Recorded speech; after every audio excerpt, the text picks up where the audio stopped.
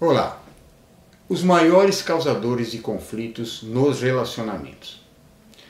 Todo relacionamento passa por inúmeros desafios e momentos difíceis. O que temos que lembrar é que toda caminhada é feita de obstáculos, mas também por belas paisagens. É feito de tempestades, mas também por dias ensolarados. Mas quando olhamos apenas para as dificuldades e as frustrações, é que a crise se torna maior do que a realidade. Vamos então apontar alguns dos causadores principais das dificuldades no relacionamento. Primeiro deles, o primeiro fator é a convivência. Convivência que é uma das coisas mais citadas pelas pessoas. As pessoas possuem personalidades diferentes, seus princípios, sua criação, os seus hábitos, suas crenças, que geram conflitos com outras personalidades. Um fator agravante dentro disso é que a grande maioria das pessoas não tem consciência deste fato e ficam fechadas dentro do seu mundo, achando que a sua visão é a melhor e a mais certa. Não buscam conhecer melhor e pegar outras referências. Segundo causador, desrespeito à individualidade.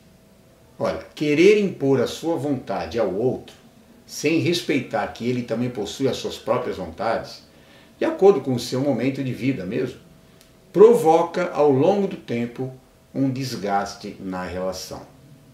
E nós sabemos que toda a história que nós vivemos, ela padroniza valores e crenças, e que não tem como serem apagadas da memória de uma maneira tão rápida e tão simples. O grande problema neste aspecto é quando as pessoas envolvidas se anulam e se deixam ser levadas para satisfazer apenas os desejos do outro. E isso ocorre porque existe um medo de ser menos amado, se ela não fizer os desejos do outro. Logicamente que o ceder para agradar ao outro é de uma certa forma saudável, mas desde que isso não vire uma ação de um lado só, uma ação unilateral, porque pode levar a uma acomodação daquele que sempre quer o predomínio de sua vontade, aquele mais egoísta na relação, e nunca cedendo à vontade do outro. Um outro causador é a rotina. A rotina também é uma das coisas mais citadas. Ela é quase inevitável. Tudo o que fazemos com frequência, condicionadamente, acaba sendo até um vício, vai se tornando uma rotina. E isso é necessário para que nós tenhamos ritmo, logicamente, e aprendamos as lições de cada situação, pela repetição mesmo. Porém, o que mais satura é quando se torna entediante.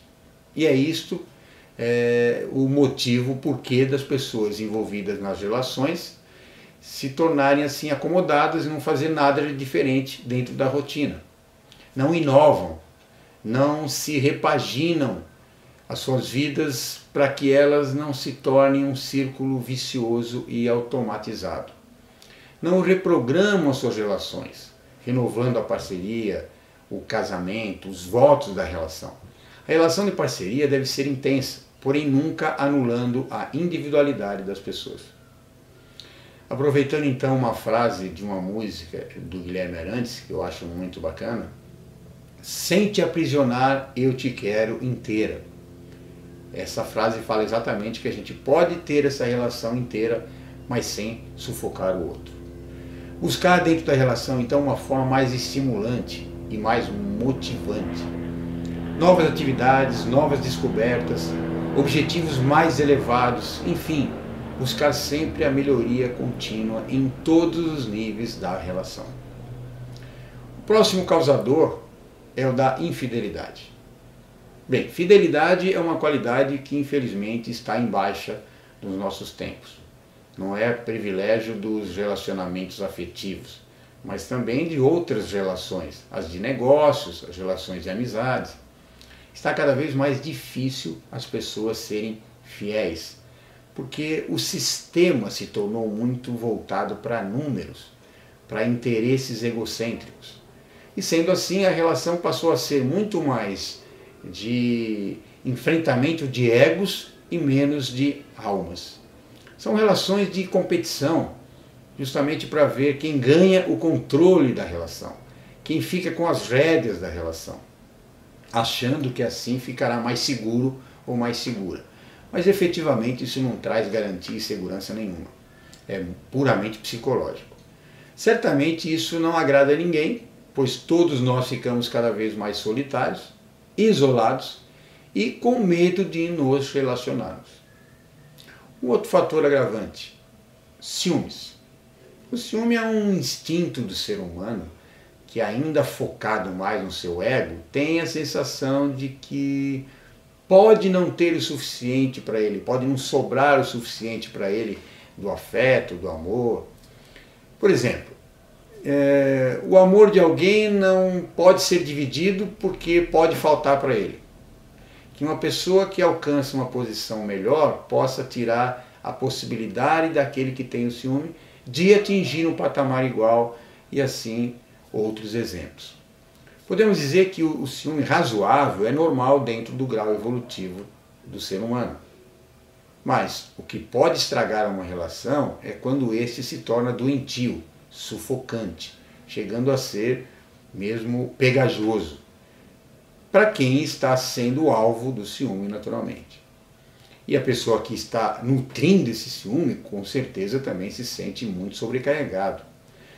Numa relação de trabalho, o ciúme pode provocar desde pequenas fofocas até armações maldosas para prejudicar a pessoa que é alvo do ciúme. Outra causa é o da desconfiança. A desconfiança é hoje uma obsessão nas pessoas. O mundo foi se tornando um negócio, e assim aquele que ainda possui uma boa fé e que por algum motivo se decepciona, passará a ser desconfiado até da sua própria sombra, criando assim uma couraça de proteção. Ficam com um pé atrás para tudo, e com isso a relação se inclina a não ser saudável para os envolvidos. Na verdade, estamos vivendo uma grande inversão de valores, onde se promove o individualismo egoísta e não o respeito pela individualidade. Isso se dá também porque nós criamos certas crenças e nos comprometemos com elas.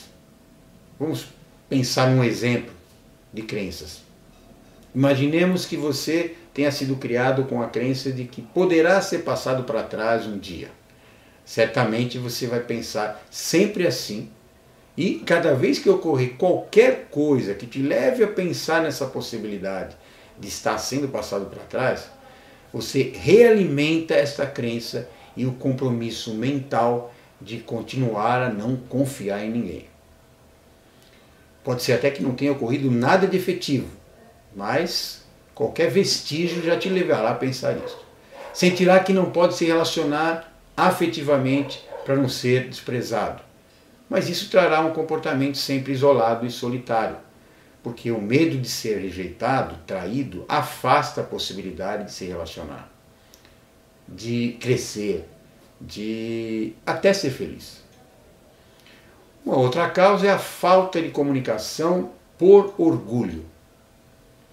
As pessoas se fecham num orgulho infantil de não falarem o que sentem, não falarem o que gostariam de dizer, não falarem as suas fraquezas, justamente para não se exporem. Mas, numa relação saudável, é necessário que o diálogo seja constante, porque assim podemos deixar de forma mais clara, nítida, onde estão as nossas fraquezas e onde estão as fraquezas do outro. E assim, numa relação de parceria, contarmos com uma ajuda mútua. É muito comum nas relações vermos uma atitude de competição, até no querer que um adivinhe o que o outro deseja, ou o que o magoou. E muitas vezes um é punido pelo outro sem saber qual foi o seu próprio erro. Ele não teve nem direito de saber, porque a outra pessoa, no seu orgulho, se fecha e acha que o outro tem que adivinhar.